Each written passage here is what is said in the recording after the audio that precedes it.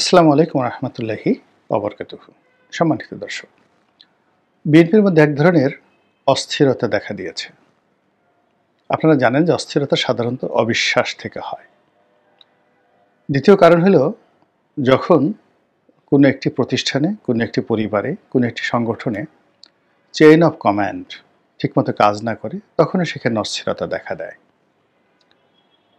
বর্তমান জমানাতে বিএনপির যে অস্থিরতা, সেই অস্থিরতার সঙ্গে সঙ্গে বিএনপির মধ্যে একটা দিশাহারা ভাব চলে এসেছে। অর্থাৎ বিএনপি কি করবে, কোন দিকে যাবে, কার সঙ্গে বন্ধুত্ব করবে এবং আলটিমেটলি বিএনপির গোল কি, এই বিষয়গুলো নিয়ে তাদের মধ্যে দ্বিধা দ্বন্দ্ব প্রকট আকার ধারণ করেছে।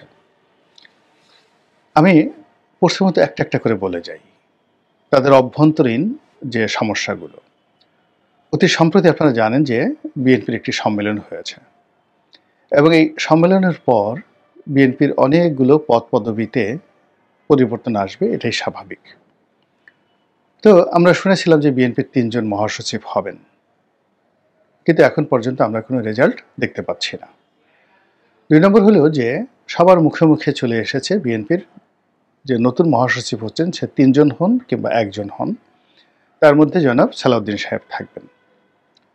তো যখন সালাউদ্দিন সাহেব মুভমেন্ট করছেন, সঙ্গত কারণে মির্জা ফখরুল ইসলাম আলমগীর সাহেব তার দীর্ঘদিনের ত্যাগ তিতিক্ষা, তাকে কেন্দ্র করে দলের একটা বলয়, তাকে কেন্দ্র করে সারা বাংলাদেশে যে একটা বলয় তৈরি হয়েছে যে একজন ভদ্রলোক মানুষ, শিক্ষিত মানুষ, সজ্জন মানুষ, তার বন্ধু রয়েছে, বান্ধব রয়েছে, শুভানুধ্যায়ী রয়েছে, তারা সবাই বিএনপি থেকে নিজেদেরকে গুটিয়ে নিয়েছেন, ইনক্লুডিং মির্জা ফখরুল ইসলাম আলমগীর সহ। তো আবার অন্যদিকে জনাব সালাউদ্দিন সাহেব, তিনি শুনছেন যে তিনি সেক্রেটারি জেনারেল হবেন, কিন্তু তিনি গুছিয়ে উঠতে পারছেন না। এক একটা দিন যাচ্ছে, তিনি দুর্বল হচ্ছেন, তিনি বিতর্কিত হচ্ছেন, আর বিএনপি অনেকটা গাঁট ছাড়া হয়ে পড়েছে প্রায় প্রতিদিনই। তিনি চেষ্টা করছেন, মুভমেন্ট করছেন, কিন্তু সম্ভাব্য মহাসচিব আর মহাসচিব মানে অ্যাক্টিং মহাসচিব, এই দুয়ের মধ্যে যে পার্থক্য, সেই পার্থক্যের টানা পড়নে তার কোনো কাজকর্মে বরকত আসছেন না। ২ নম্বর হলো যে ঢাকা শহরকে কেন্দ্র করে কিছু রাজনীতি আছে। যেমন ধরুন, ব্যবসা বাণিজ্যের যারা দিকপাল, তো তাদের সঙ্গে যোগাযোগ রক্ষা করার জন্য সবসময় আব্দুল আল মিন্টু সাহেবকে ব্যবহার করা হয়েছে।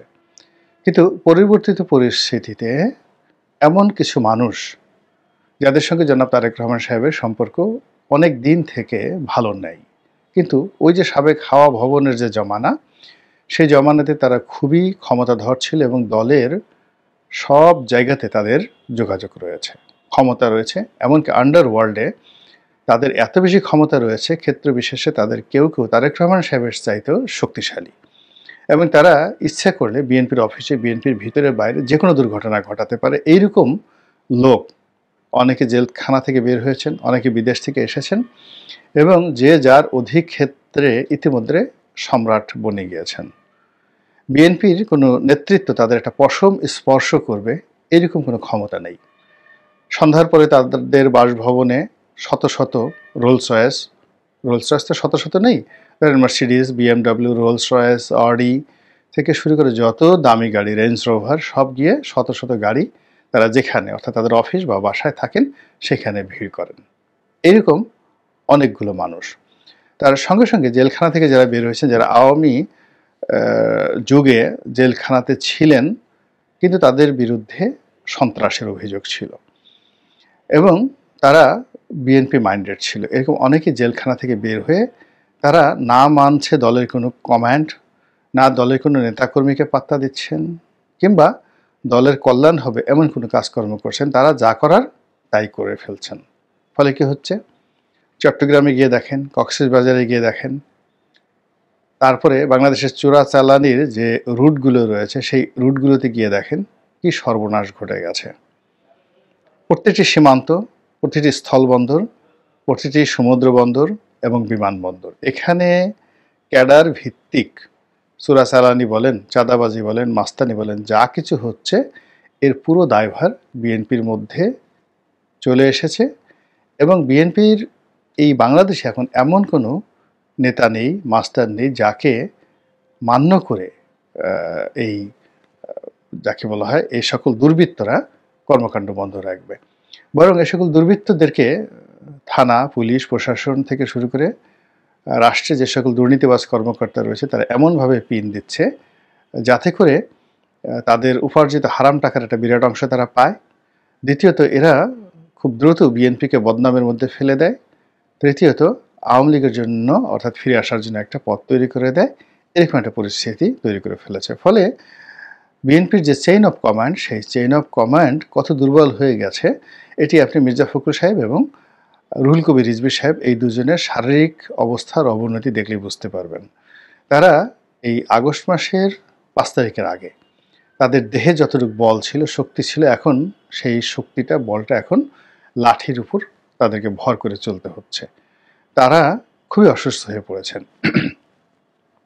অন্যদিকে জনাব সালাউদ্দিন সাহেব বা শহীদউদ্দিন চৌধুরী অ্যানি, যারা তারেক রহমান সাহেবের খুব ঘনিষ্ঠজন হিসেবে পরিচিত, তারা এই সময়টাতে দলকে যে খুব বেশি উপকার করতে পারছেন আমার কাছে সেটা মনে হচ্ছে না। দলের শীর্ষ নেতৃত্বের মধ্যে ধরেন যারা আছেন তাদের মধ্যে নজরুল ইসলাম খান, তারপর আব্দুল মঈন খান, ডক্টর আব্দুল মঈন খান, বাবু গয়েশ্বর রায়, তারা সময় পাস করছেন, দলের এই সকল বিষয় নিয়ে না মন্তব্য করছেন এবং দলের সেন্ট্রাল নেতৃত্ব তাদেরকে কিভাবে পাত্তা দিচ্ছেন, কিভাবে ডাকছেন, কিংবা তাদেরকে কোন কোন দায়িত্ব এবং কর্তব্য তাদেরকে পালন করার জন্য নির্দেশনা দিচ্ছেন আমি জানি না। এবং তাদের কর্মকাণ্ডে মনে হচ্ছে না যে তাদেরকে খুব বেশি ডাকাডাকি করা হচ্ছে। জাস্ট একটা ফর্মাল, যে যার মতো করে যেভাবে বেঁচে থাকার দরকার সেভাবে বেঁচে আছেন। তো এই যে গেল দলের অভ্যন্তরীণ এই বিষয়গুলো, যেটি দলের মধ্যে একদিকে অস্থিরতা তৈরি করেছে, আর এই অস্থিরতার কারণে দিশেহারা ভাব তৈরি হয়ে গেছে। এবং এই সমস্যাগুলো সমাধান করার জন্য বিএনপির যেটি দরকার সেটি হলো এই মুহূর্তে তারেক রহমান সাহেবের দেশে আসা দরকার। আমি নিজে আগস্ট মাসের 15-16 তারিখের দিকে মনে করতাম যে তারেক রহমান সাহেবের জীবন ঝুঁকিপূর্ণ এবং তার উপর যে কোনো হামলা হতে পারে, কাজেই তার আসাটা ঠিক হবে না। কিন্তু এখন আমার কাছে মনে হচ্ছে যে এই মুহূর্তে যত ঝুঁকি থাকুক না কেন, তিনি যদি না আসেন, দলের নেতৃত্ব যদি শক্ত হাতে বাংলাদেশে বসে তিনি পরিচালনা না করেন, তাহলে বিএনপির অস্তিত্ব নিয়ে টানাটানি লাগবে। আগামী ইলেকশনে জয়লাভ করা তো দূরের কথা, আগামী ইলেকশনে যে বিপর্যয়, ভোট বিপর্যয় ঘটবে এবং মাঠে যে বিপর্যয় ঘটবে, যেটা আমরা এখন পর্যন্ত কল্পনাও করতে পারছি না। এখানে বিএনপির মধ্যে যে বিভেদ, বিসংবাদ তৈরি করা দরকার, বিএনপির প্রতিপক্ষরা আলটিমেটলি তৈরি করে ফেলেছে। সালাউদ্দিন সাহেব সম্পর্কে দুর্নাম রটাচ্ছে, বদনাম রটাচ্ছে, তিনি এসালামের লোক, তিনি ভারতের লোক, তারপরে তিনি এটা করেন ওটা করেন, কক্সবাজার অঞ্চলে যত রকম অপকর্ম, চাঁদাবাজি যা কিছু আছেন সব তিনি প্রিভিলেজ দিচ্ছেন। চট্টগ্রামের রাজনীতিকে তিনি এলোমেলো করে দিচ্ছেন, দক্ষিণ চট্টগ্রাম, উত্তর চট্টগ্রাম, মানে নানা রকম বদনাম করে এই ভদ্রলোক, শিক্ষিত সজ্জন ভদ্রলোকের মোটামুটি তার যে মেন্টাল পিস, মানসিক শান্তি নষ্ট করে দিয়েছেন। তার মধ্যে এক ধরনের নিরাপত্তাহীনতা, যে আতঙ্ক, এই আতঙ্ক ছড়িয়ে দেওয়া হয়েছে। ফলে হি ক্যানট মুভ, হি ক্যানট লাভ, তিনি হাসতে পারছেন না, মুভ করতে পারছেন না। আর ফখরুল সাহেব, রিজভী সাহেবের কথা তো বললামই। তো এই অবস্থাতে জনাব তারেক রহমান সাহেবের আসলে নিজ হাতে এই দলটিকে তিনি পরিচালনা করবেন এবং বাঁচা মরা পরের ব্যাপার, আগে এই দল বাঁচাতে হবে।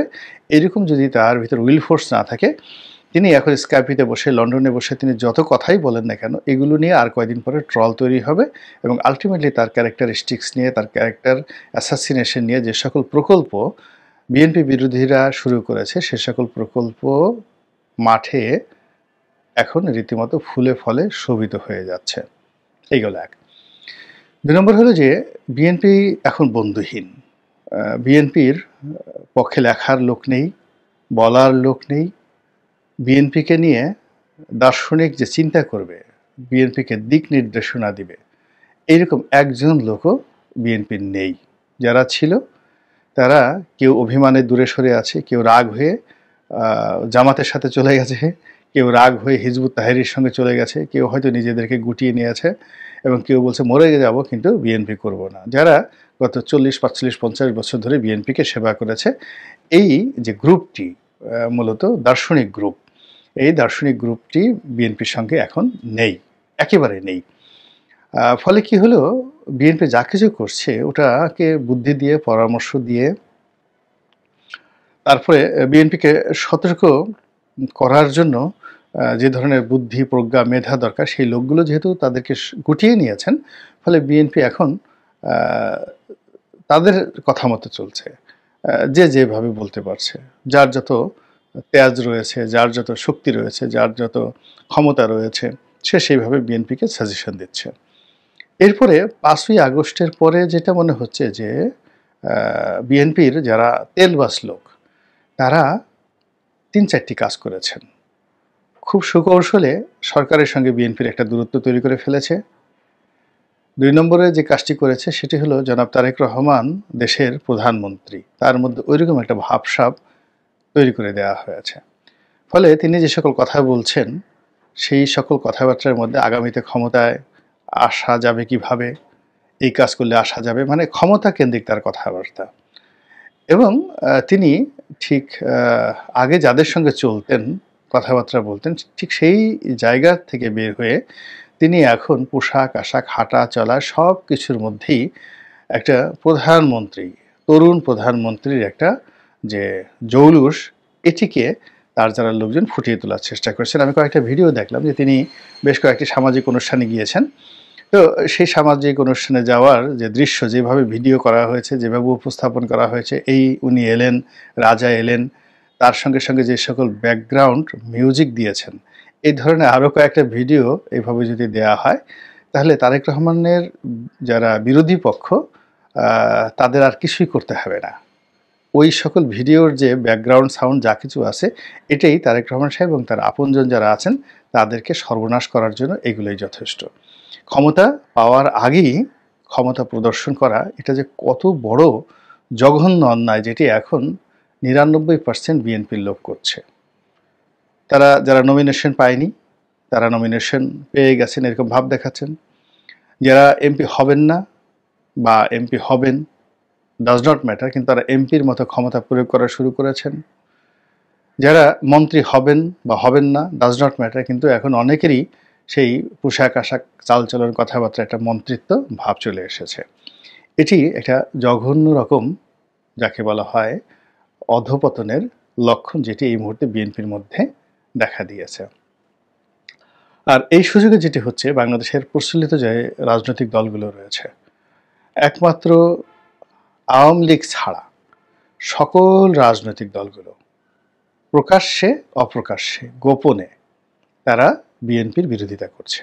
এমনকি বিএনপি যে সমস্ত ছোট ছোট রাজনৈতিক দলকে প্রিভিলেজ দিয়েছিল, তাদেরকে বন্ধু বানিয়েছিল, অনেকে মনোনয়ন দেওয়ার জন্য তারা সিদ্ধান্ত নিয়েছিল, সেই লোকগুলোর সাথেও বিএনপির সম্পর্ক খারাপ হয়ে গেছে। এর কারণ হলো ওই যে বিএনপির অসংখ্য মন্ত্রী তৈরি হয়ে গেছে বাংলাদেশে, অসংখ্য এমপি তৈরি হয়ে গেছে।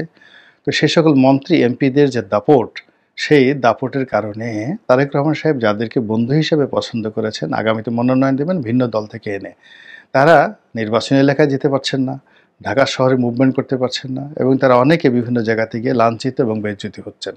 ফলে এই সব রাগগুলো তারেক রহমান সাহেবের উপরে গিয়ে পড়ছে। ফলে তারেক রহমান সাহেব যদি আবার তাদেরকে ডাকেন, তারা যাবে না। এবং তারা এই যে বিএনপি যে বিরোধী শক্তি, ইতিমধ্যে অনেকেই বিএনপির বিরোধী শক্তির সঙ্গে তাদের সংযোগ হয়ে গেছে, এবং এমন চুক্তি হয়ে গেছে তাদের যে তারা যদি নির্বাচন করে বা নির্বাচন দাঁড়াতে চায়, তো সেখানে বিরোধী পক্ষ কোনো প্রার্থী দেবে না, টাকা দিবে, পয়সা দেবে, সাহায্য করবে, সহযোগিতা করবে। তো এই অবস্থাতে আপনি বুঝতে পারেন যে পুরো রাজনীতির অঙ্গনে বিএনপি কতটা অসহায় হয়ে পড়েছে, কতটা একা হয়ে পড়েছে, এবং এই একাকিত্বের কারণে তাদের মধ্যে কতটা অস্থিরতা দেখা দিয়েছে। আল্লাহ আমাদের সবাইকে হেফাজত করুন এবং হেদায়েত দান করুন। আসসালামু আলাইকুম ওয়া রাহমাতুল্লাহি ওয়া বারাকাতুহু।